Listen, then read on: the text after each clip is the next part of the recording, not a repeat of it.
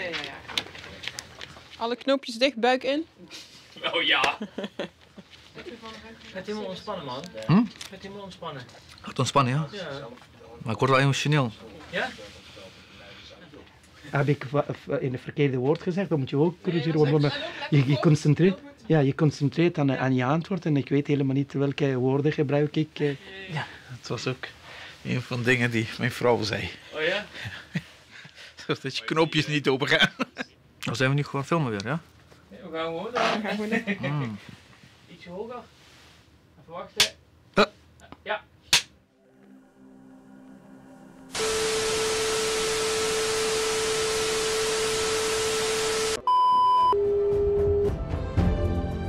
Afghanistan. Het betekent letterlijk land van de Afghanen.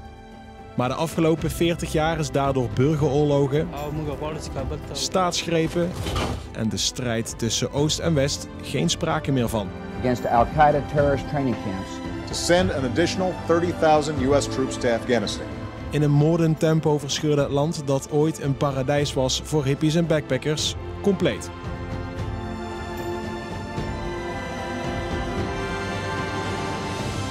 De angstaanjagende opmars van de Taliban.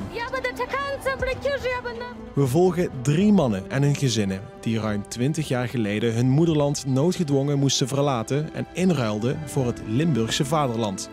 Wie zijn deze mensen? Wat hebben ze allemaal meegemaakt? En hoe voelen zij zich nu? Toch nog Afghaans? Misschien wel Nederlands? Of gewoon een echte Limburger? We zoeken het allemaal uit in de docuserie Ik Ben Afghaan.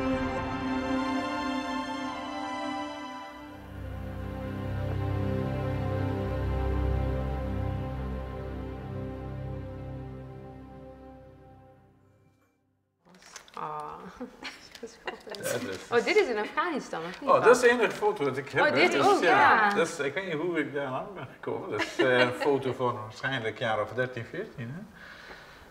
Voor mij. Ik vind je heel erg op mij lijken. Toch? Ja. Ja. Zou wel ja? Ja, ze zeggen toch dat jij op mij lijkt of ik op jou. Om mij dan op mama. Ja.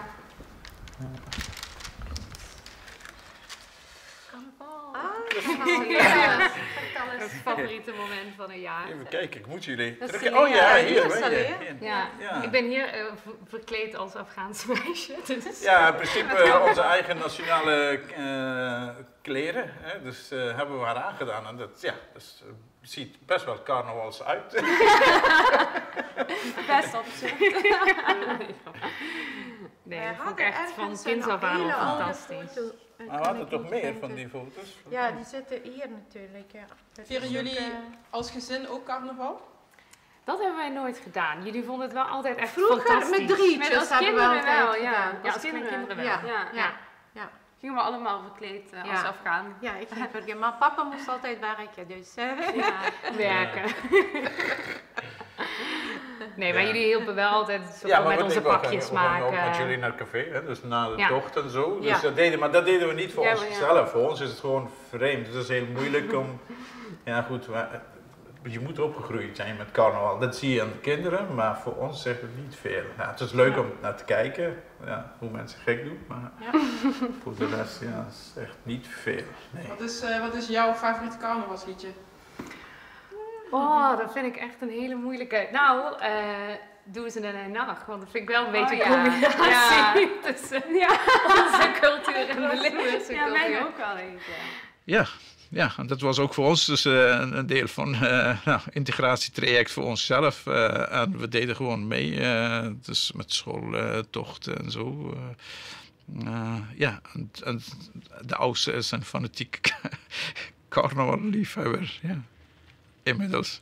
Maar als kind besef je ook van je kan nooit prins carnaval worden. En als weet je, dat is ik heb een vriend die is Latino en ik maak soms een heel flauw stom grap van hij heeft een Indiaanse achtergrond, Native American. Hij zegt van hij zou nooit cowboy kunnen zijn, zeg maar. Dat is hetzelfde van een buitenlander kan nooit prins carnaval zijn. Dus in hoeverre kan je zoiets gaan vieren, zeg maar. Want dan heb ik moet taxi rijden. En dan ben ik daar en de klanten die komen daar. En dan ook soms ga ik ook gewoon zelden als die anderen aankleden en een taxi rijd ook. En dan vier ik ook. Dat ga je gewoon vieren. Dat vind ik gewoon leuk. Ik vind het gewoon leuk om op stap te gaan, om te drinken. Ik hou niet per se van carnavalsmuziek. Maar gisteren was ik in een café met carnavalsmuziek. Was gewoon echt heel gezellig. Ik kan er heel eigenlijk sommige liedjes gewoon wel. Ik wil seks met die kale of ik weet niet. Het gaat allemaal. Het is allemaal zo grappig. Ik zie daar humor wel in. Hij zit bij ons in de familie. Ja, ik vind het wel leuk. En hoe goed spreek jij de Limburgse taal? Dat is een goede vraag. Ik begrijp 100%. Alleen, ik kan heel klein beetje. Nou, Limburg spreek ik niet. Ik kan gewoon alle dialecten volgen. En dat heeft met mijn werk te maken. Ik heb in de thuiszorg gewerkt en alle dorpen geweest, alle dialecten meegemaakt. En als je met ouderen werkt, dan word je ook vaker Limburgs aangesproken. Kiek wie de kiek. Ik was gisteren bij mijn moeder, dan zei ze, mijn minimum. Dan zeg ik, oh, is het zo klein? Is het mini? Ik weet toch, en dan ben ik best aan het doen, jong. Of als ik naar huis ga, dan zeg ik, adieu, en dan lachen ze meteen. In de Afghaan, en die zegt, adieu. Wat gaat dat goed? بغلين پایه اینی اول شدیدیم دم اینی سکین موتور daar goed dan moet het زدیم دو دیگه Angela jij gaat naar binnen wij wachten hier waar zijn onze kinderen dan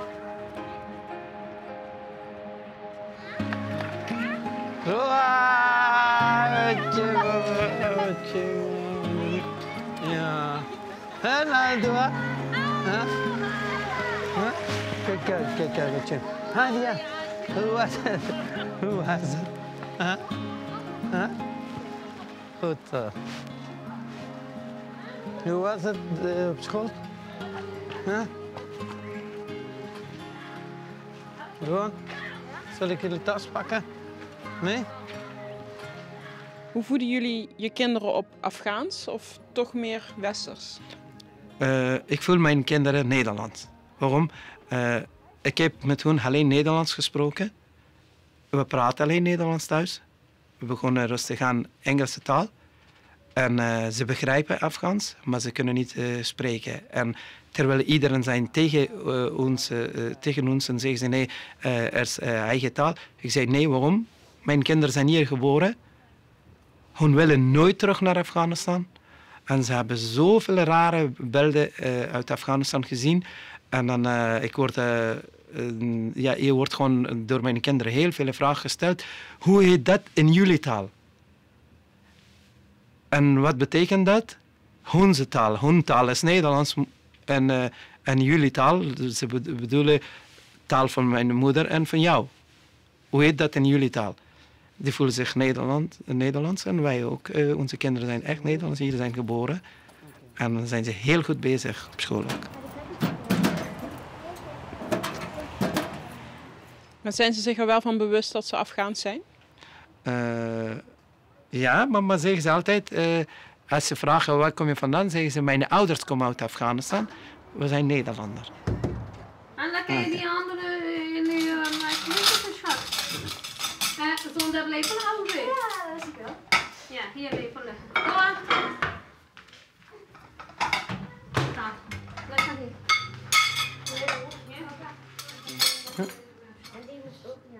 Ja. Wat staat er vandaag op het menu? Vandaag staat 2 soorten rijst en aardappelen en gehaktballen en salade en sambosa. Hoe belangrijk is eten in de Afghaanse cultuur? Heel belangrijk. Belangrijkste, omdat etentijd is eigenlijk dat die alle familie komt bij elkaar. En vertellen ze alles, wat hebben ze meegemaakt de hele dag en hoe hebben ze het meegemaakt. En dan ze leren die manieren, die normen en waarden, dat hoe gaan ze eten, hoe moeten ze eten.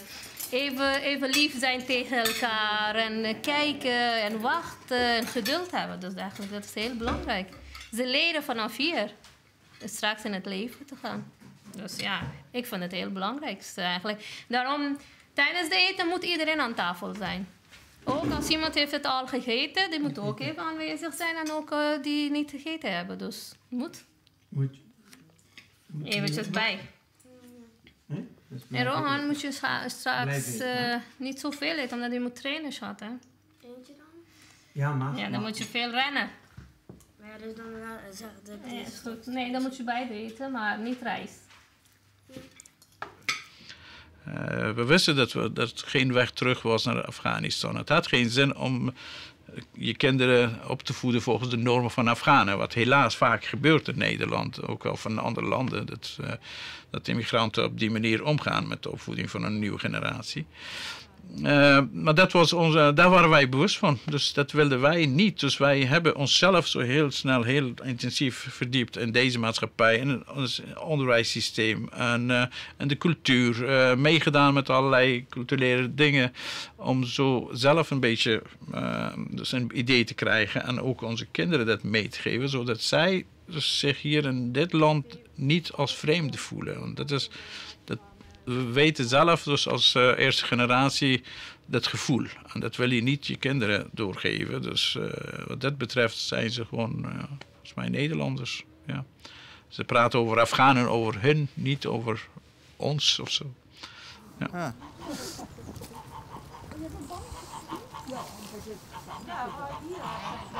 Ja, dat is een familie, een echtpaar uit de Valkenburg, die hebben in die jaren ons veel geholpen. En vooral dus met de kinderen dingen doen. In die periode dat ik nog niet in Nederland was en mijn familie wel. En ze mochten dus een appartement en telefoon gebruiken. Toen had je geen mobiele telefoons. Om naar Afghanistan te bellen of naar mij bellen. Hulp bij boodschappen of uitjes met de kinderen. Hele mooie herinneringen. Ja, nee, goed, maar het gaat goed. Ja. Als ik bijvoorbeeld aan mijn beginjaren hier denk, dan denk ik aan jullie automatisch in die periode. Ja. En vooral toen ik dus 2 jaar later kwam en Sima vertelde hoe jullie ontmoeting is ontstaan. Ja. Dus ja, daar krijg je warm gevoel van. Ja. Eens vertellen hoe dat ging? Ja, vertel maar zelf. Nou, ik ging boodschappen doen bij de Aldi en ik had een autootje. Echt een boodschappenwagentje. En toen zag ik jullie daar staan. En jou en een paar kindjes. En die waren allemaal aan het proberen de boodschappen achter onder de snel binnen te krijgen. En doosjes. En doosjes ernaast. En toen dacht ik, dat krijgen ze nooit mee naar huis. Allemaal. En toen heb ik gevraagd of ik jullie kon helpen met naar huis brengen. Ja, ik zei graag. En toen keken jullie zo van, Ik zei, ja, ik breng wel even. Dat maakt niet uit. Ik woon toch in de buurt. Nou, toen hebben we alles ingeladen. En toen ben ik naar jullie huis gereden en daar de boodschappen uitgeladen. En zo is er een vriendschap ontstaan. Ja. En dat was heel erg leuk. Zelfs onze eigen dochters, die hebben ook mooie herinneringen van die tijd. Die kunnen gewoon zich goed herinneren van die tijd. Ja. Daarbij waren ze zo jong, hè? Zo 3 jaar en 4 jaar. Moet je nagaan welke indruk dat dan heeft als het niet leuk is. En dat kinderen dat onthouden als ze heel jong zijn en je hebt het gevoel je bent niet welkom. Of wat doe je hier? Ja. Of wat ik gisteravond zag op tv, Zembla, ga terug naar je eigen land. Ja. Waar hebben we het over? De situatie in Kabul op het vliegveld is al weken verschrikkelijk. De paniek is compleet. Duizenden wanhopige Afghanen proberen zich vast te klampen aan vliegtuigen die op het punt staan te vertrekken. Voor hen is dit misschien de allerlaatste kans om het land te ontvluchten.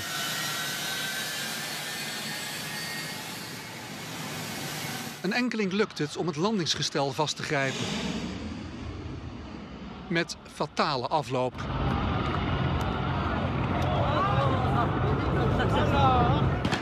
De angst voor wat komen gaat is zo groot dat ze er alles aan willen doen om hier weg te komen.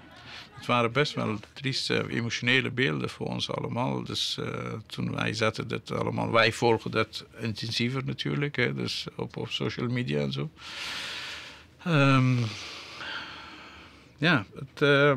Ik denk dat wij hebben een aantal weken daarvan heel slecht geslapen, laten we zo zeggen. En je wordt geconfronteerd met je eigen machteloosheid. Je kunt eigenlijk niks. Ja, dat was sowieso een verschrikkelijke zomer. Dat was heel heftig. Ik ben naar protesten geweest. Heel veel op social media uitgesproken. Ja, dan besef je dat je als Afghaanse community er echt alleen voor staat. Stel me voor, je man, je broer, je zusje of iemand komt en zegt tegen jou, we moeten weg. En je hebt gewoon geen 10 minuten, geen 15 minuten, je hebt geen 5 minuten tijd. Wegwezen, vluchten. Wat neem je mee? Niemand geeft je tijd om even na te denken. Oh, ik moet mijn paspoort. Oh, ik moet mijn hele documenten. Of ik moet alle foto meenemen. Toen was alleen mijn fotoalbums. Ik heb alles verloren. Dat tijd van terug, toen ik moest vluchten, dat is helemaal teruggekomen. Je hebt geen tijd vluchten. Je weet, ik zit op een vliegtuig en als die vliegt, ik ben dood. Maar wat denken ze? Als ik hier blijf, ben ik ook dood. Even uitkijken, je moet hier over de stief heen stappen. In deze docu-serie gaan niet alleen wij het gesprek aan met deze Afghaanse mannen. Ze gaan namelijk ook met elkaar het een en ander bespreken. Dat doen ze aan de hand van een aantal stellingen. Oké, dit zijn de stellingen. Want ze hebben dan wel dezelfde achtergrond, maar dat wil nog niet zeggen dat ze dan ook dezelfde visie hebben. Ready? Yep. Ja. Mensen denken bij Afghanen meteen aan grotbewoners, aan terroristen. Dat is jammer. Dat is jammer, ja. Ik weet het niet dat het zo is, maar helaas geef ik toch mediaschuld. Ja. Want mooie dingen worden niet uitgezonden. En dat is in het traject, zal ik zo zeggen, of in het punt dat wij al lang hiermee bezig zijn. Dat alsjeblieft, laat me mooie dingen ook van Afghanistan zien. Bijvoorbeeld natuur. Ja. En bijvoorbeeld die mooie bergen. En een mooie 4 precieze jaartijden van Afghanistan. En dan ook, je hoeft niet altijd gewoon die kapotte huizen laten zien. Arme mensen laten zien. Ja, ik weet niet of ik met jou eens moet zijn wat betreft media. Het is meer de gebeurtenissen die dat bepalen. Hè? Dus de gebeurtenissen van de afgelopen 30, 40 jaar. Dus als je kijkt, hè, dus met de komst van het communisme, de oorlog, de Mujahideen, de Taliban, de 11 september gebeurtenissen in Amerika en nu weer de komst van de Taliban. Dus die gebeurtenissen bepalen eigenlijk ook een beetje het beeld. Hè? Dus de media moet gewoon dat soort dingen berichten. Ja, maar ik bedoel, dan moeten ze positieve dingen en negatieve laten zien. Dan hoef je niet gewoon alleen maar negatieve. Die heb je ook. Hè? Dus, je praat nu over nieuws. Hè? Dus nieuws is altijd, er moet iets gebeuren. Dan heb je het nieuws. En die haalt voorpagina. Maar het is ook, wie heeft de macht, zeg maar, wie filmt. Nu, het kan genuanceerder gesteld worden. Dat Afghanen, dat zie ik nu met de opkomst van social media, dat ze zelf een projectie kunnen plaatsen van wie zijn we en wat gebeurt er werkelijk. En hoe plaats je, hoe frame je iets. Ja, en vooral dus jammer, met die 11 september is een beeld ontstaan dat 11 september rechtstreeks met Afghanen te maken had. Terwijl dat niet zo was. Dus Afghanen hadden geen rol bij 11 september gebeurtenissen. Dat waren terroristen van Al-Qaeda. Geen enkel van die terroristen of betrokkenen was een Afghaan of zo. Dat waren andere nationaliteiten toch. Dus dat wordt wel in verbinding gebracht meteen met Afghanistan. Als je over 11 september praat, dan praat je over Afghanistan. Omdat het gewoon, Amerika heeft daarop volgend. Dat is wat ik bedoel, mediaschuld. Mediaschuld, je hebt toch nu op dit moment podium om je woord te doen. Binnen de Afghanen gewoon. Hoe zie je dat nu? Dus, nee, maar ik bedoel, ik ga niet zeggen dat alle media, alle televisieprogramma's of alle journalisten zijn dezelfde. Maar samen, als je kijkt gewoon, dat komt alles van media naar buiten. Maar wij moeten de macht weer terugpakken en zelf projecteren wie zijn de Afghanen. En ook een positieve. Wij kunnen zelf ook laten zien wie de Afghanen zijn. En dat is belangrijk. Dat wij ook niet afhankelijk zijn van een tegenoverstaande partij die bepaalt wie wij zijn. We moeten zelf laten zien wie we zijn. Kijk, voor de jonge generatie moeten we leren. Zeker. Kijk, dat is verfrissend. Ja. Zo, hier worden we niet over eens. Dus. Nee.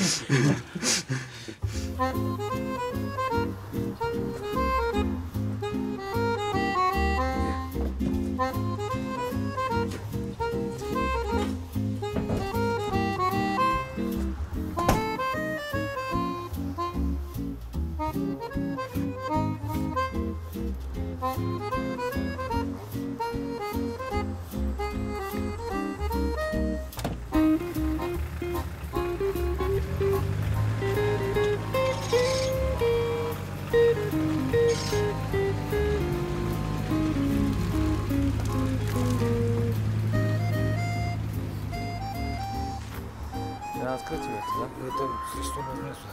Куда поставить?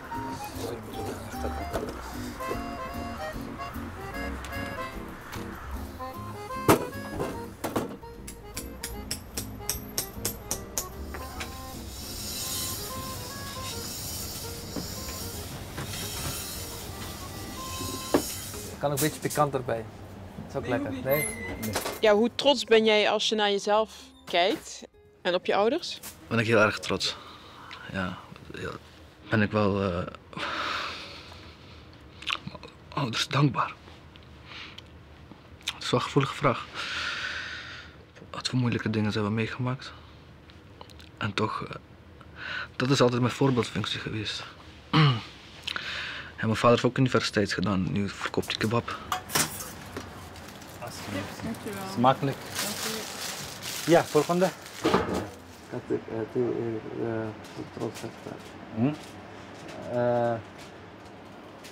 Trots, как это?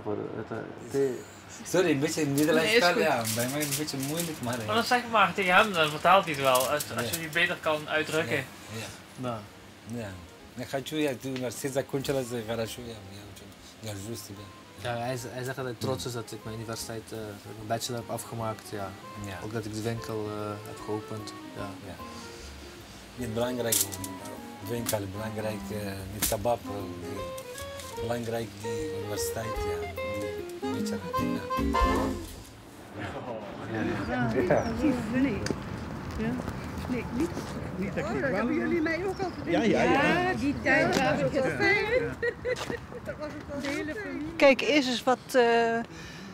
Kijk eens eerst naar de mensen zelf. Voordat je oordeelt. En dat is mijn ervaring trouwens met heel veel culturen hoor. Leer de mensen eerst eens even kennen. En luister eens naar hun verhalen. Wat ze mee hebben gemaakt bijvoorbeeld. Ja. Ja, nee, ik kan het daar eens zijn. Hè. Dus ik zou gewoon ieder Nederlander gunnen dat hij zijn mening vormt over een nieuwkomer, een vluchteling, aan de hand van contacten. Hè. Dus echt fysiek contact met elkaar. Hè. Dan alleen maar via media of politiek. Dus dan eigenlijk dagelijkse dingen, mensen bespreken negatieve dingen over vluchtelingen. Maar dat is iets wat eigenlijk wordt gereproduceerd van het nieuws van een dag daarvoor of zoiets. Maar dat soort contacten, dat is gewoon verrijkend voor beide kanten. Je leert heel veel van elkaar. Ja, echt. Je leert echt veel van elkaar.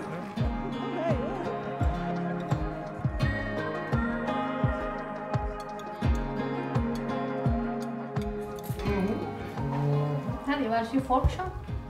Voelt Limburg als thuis? Ik denk dat ik zeg ook tegen mijn kinderen, dat moet je niet alleen zeggen dat Nederland is mijn thuis of Limburg of Huskensweg. Nee, dat hoef je niet te zeggen. Je moet zeggen dat de hele wereld is onze thuis. Omdat als we gaan zo denken, dan is het geen grenzen. En dan doe je van de hele wereld. Maar als je gaat over één gebied, denk dat ja, dit is mijn thuis en doe je alleen voor dat, dan is het niet goed.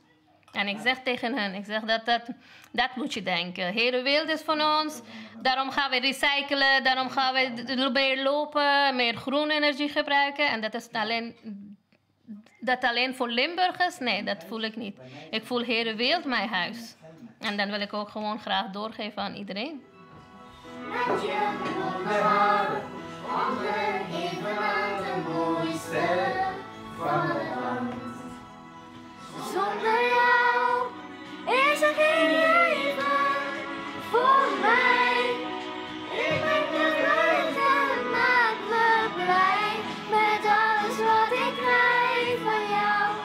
Oh, liefde en vertrouwen. Bent u Afghaan, Limburger of Nederlander? Ik denk dat ik een chameleon ben. Afhankelijk van de situatie kan ik alle drie zijn. En voor alle drie heb ik respect. Ja. Of ik het nou wil of niet, ik ben ze allemaal. Het maakt me ook rijk. En ik ben er ook op alle drie trots op. Ja. Ik ben Nederlander.